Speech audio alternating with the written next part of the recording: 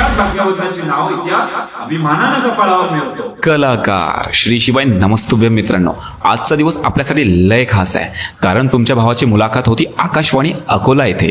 नेहमीप्रमाणे देवदर्शन घेऊन आईचे दर्शन घेतले आणि त्यानंतर निघाला तुमचा भाऊ एका नवीन प्रवासासाठी. इकडे बस स्टँडवर आल्यावर गाडीची वाट पाहत होतो. गाडीमध्ये बसल्यावर जागा तर काही भेटली नाही, पण तुमच्या भावाची एनर्जी काही कमी झाली नाही.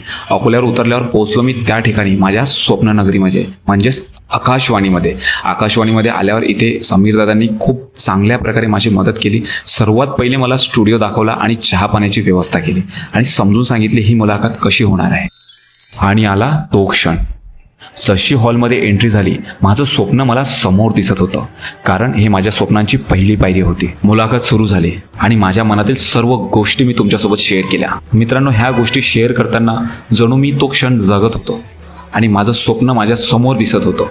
तुमचा असाच आशीर्वाद आणि असंच प्रेम माझ्यासोबत राहू द्या, कारण की यशाचं हे उंच शिखर गाठायला मला तुमची साथ पाहिजे आणि मला तुमचा आशीर्वाद पाहिजे. भावांनो, हा माझा पहिला ब्लॉग आहे आणि प्रयत्न करेल की माझ्या सर्व गोष्टी तुमच्यासोबत शेअर करेल. या प्रवासात मला तुमची साथ पाहिजे, त्याकरिता मला फॉलो करून ठेवा. Thank you so much. जाता जाता तुमच्यासाठी मित्रांनो, जिंकणारे वेगळं काही करत नाहीत, ते फक्त हार मानत नाही.